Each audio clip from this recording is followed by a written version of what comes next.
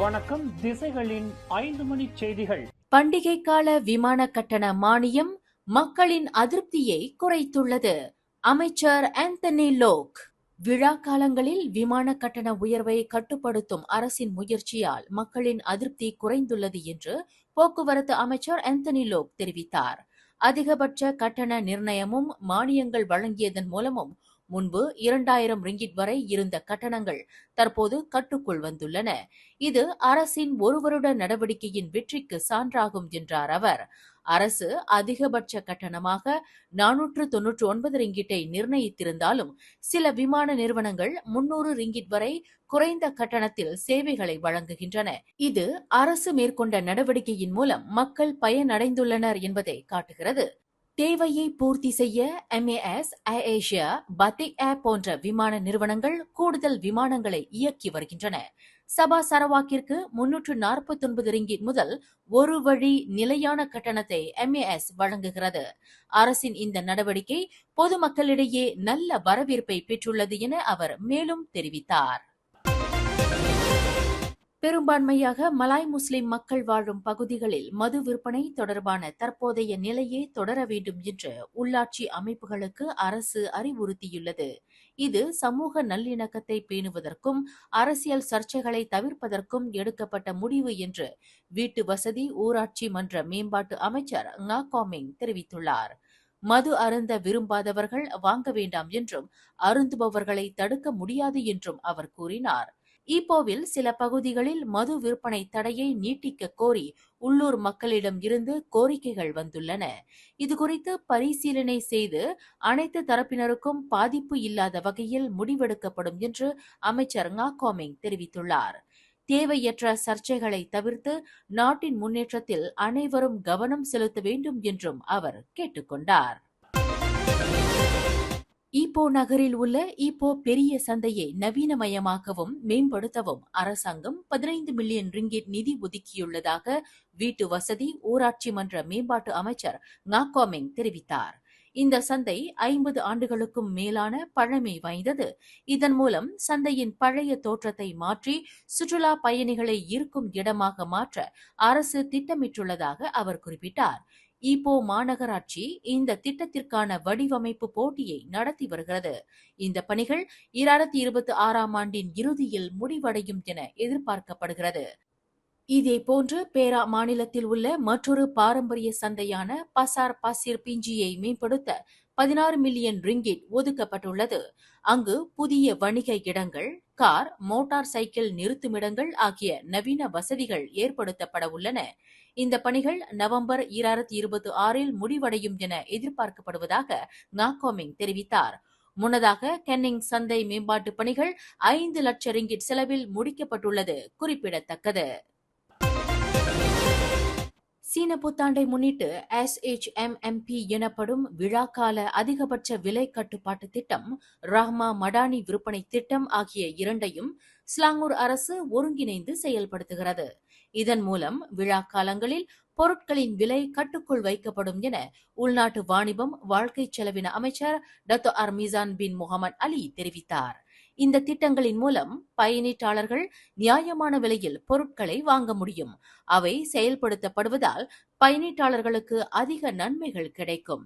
இந்த திட்டங்கள் ஜனவரி 25 முதல் பிப்ரவரி 2 வரை ஸ்லாங்கூரில் 27 இடங்களில் நடப்பில் இருக்கும் என அவர் வெளியிட்ட அறிக்கையில் குறிப்பிட்டுள்ளார். இந்த அறிவிப்பை தொடர்ந்து இன்று கொத்த டமன்சாரா NSK பேரங்காடியில் ஸ்லாங்கூர் மாநில முதல்வர் டத்தோ ஸ்ரீ அமீருடீன் பின் ஷாரி, ஸ்லாங்கூர் மாநில புறநகர் மேம்பாடு ஒருமைப்பாடு பயனீட்டாளர் விவகார ஆட்சிக்குழு உறுப்பினர் டத்தோ அஜி ரிசாம் பின் அஜி இஸ்மாயில் ஆகியோர் விலை கட்டுப்பாட்டு சோதனை நடவடிக்கையில் ஈடுபட்டனர். இந்த திட்டத்தின் கீழ் நிர்ணயிக்கப்பட்ட விலையை விட வியாபாரிகள் அதிகமாக விற்பனை செய்தால் கடுமையான நடவடிக்கை எடுக்கப்படும் என்று அரசு எச்சரித்துள்ளது. கடைகளின் உரிமையாளர்கள் இளஞ்சிவப்பு நிற விலை பட்டியலை பயன்படுத்த வேண்டும் என்றும் அறிவுறுத்தப்பட்டுள்ளது. பரிகாத்தான் நேஷனல் கட்சியின் பொதுச் செயலாளர் பதவியில் இருந்து அமர் சம்சூரி மொக்தார் விலகியதை அடுத்து அந்த பதவிக்கு யாரை நியமிப்பது என்பது குறித்து பாஸ் கட்சி இன்னும் எந்த முடிவும் எடுக்கவில்லை. கட்சியின் தலைவர் அடி ஹவாங் தான் இந்த விவகாரத்தில் முடிவெடுப்பார் என்று பாஸ் கட்சியின் துணைத் தலைவர் முகமது அமர் அப்துல்லா தெரிவித்துள்ளார். புதிய பொதுச் செயலாளர் சிறப்பாக செயல்படுவார் என்று கட்சி நம்பிக்கை தெரிவித்துள்ளது. தனது பதவி விலகல் பரிகாத்தான் நேஷனல் கூட்டணியை வலுப்படுத்தும் நோக்கமுடையது என்றும் கூட்டணியில் எந்த பிளவும் இல்லை என்றும் சம்சூரி கூறியுள்ளார். வரவிருக்கும் பொதுத் தேர்தலை எதிர்கொள்ளும் வகையில் கூட்டணி வலுப்பெற வேண்டும் என்பதே அவரது நோக்கம் என கூறினார் என்பது குறிப்பிடத்தக்கது. ஈப்போ பாவனர் மன்ற மேனாள் செயலர் பொன் பூங்குன்றன் எனும் ஐயா ஆக்கி தாவீது மறைவுற்றார். ஐயா சாசிசு குறிஞ்சி குமரனாரின் பற்றாளரும் ஈப்போ பாவனர் மன்றத்தின் முன்னாள் செயலாளரும் பொன் பாவலர் மன்றத்தின் பொறுப்பாளரும் பாவலரும் எழுத்தாளருமாகிய தனித்தமிழ் நெஞ்சர் பொன் பூங்குன்றன் என்றழைக்கப்படும் ஐயா ஆக்கி டேவிட் இயற்கை எய்தினார். 1041 தமிழ்நாடு பெருங்குளத்தில் பிறந்த இவர் தமிழ்நேசன் தங்க பரிசை தமது எழுத்தாற்றலால் 3 முறை வென்றுள்ளார். எழுத்துலகில் பலராலும் அறியப்பட்ட ஆக்கி டேவிட் பாவனர் பால் பற்றுடையவர். அன்னாரை இழந்து துயரும் உற்றார் உறவினர் அனைவருக்கும் திசைகளின் ஆழ்ந்த இரங்கலை தெரிவித்துக் கொள்கிறோம்.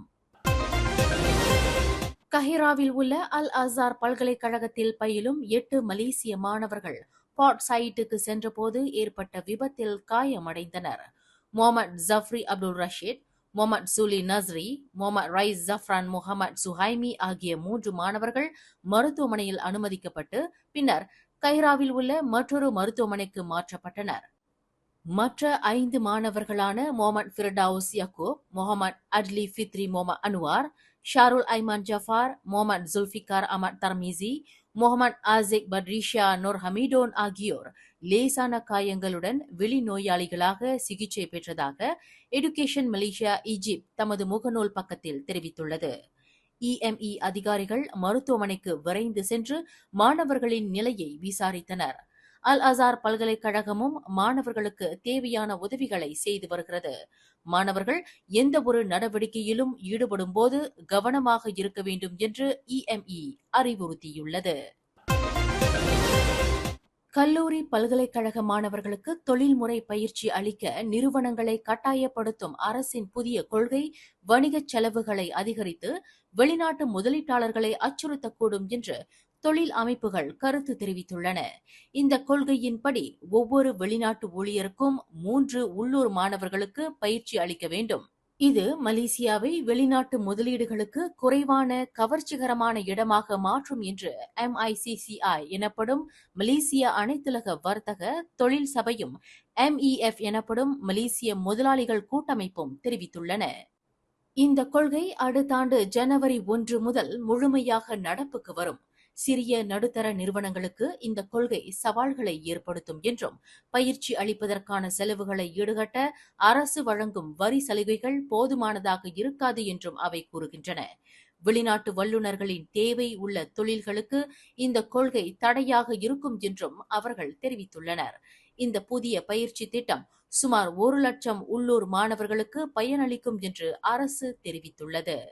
மேலும் செய்திகளை தெரிந்து கொள்ள கீழே இருக்கும் பெல் பட்டனை அழுத்துங்கள். உங்கள் மகிழ்ச்சியை வெளிப்படுத்த லைக் மற்றும் ஷேர் செய்யுங்கள். தொடர்ந்து திசைகளோடு இணைந்திருக்க சப்ஸ்கிரைப் செய்யுங்கள்.